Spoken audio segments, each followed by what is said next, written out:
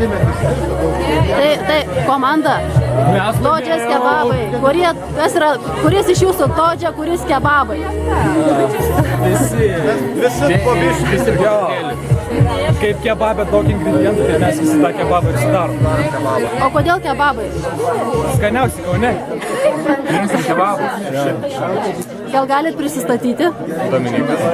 Ką studijuojat? Tarptautinę politiką ir vystymą. Kaune? Taip. Mantas irgi studijuoju tarptautinę politiką ir vystymą, kaip ir jis. Kaune. Taip.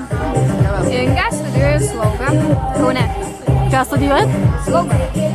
Modestas studijuoja slaugą Kaune. O ko trūksta? O trūksta, Mindės trūksta. Mindaugas. Taip, istorikas. Neturim istorijų. Klausimo. O kuris iš jūsų protingiausias šitoj komandai? Nėra tokių. Jei nuoširdžiai, tai mūsų komandos smegenys. Va šitie du žmonės.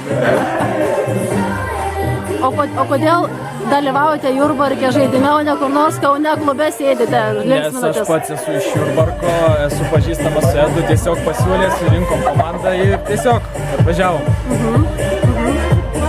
O mus tiesiog paėmė. Mes dėsime. Aš juos vežu, tai jie neturi kur dėtis.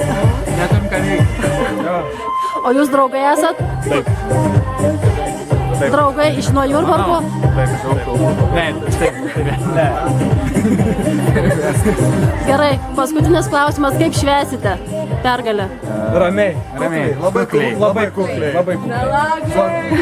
Su picom. Bankukinas ir vaikiškas šampanas. Taip.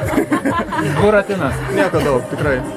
Bankukinas ir vaikiškas šampanas. Bankutė šampaną, aišku. Vaikiško be abejo. Vaikiško. Vaikiško. Mes prieš alkoholizmą. Mes laivininkai.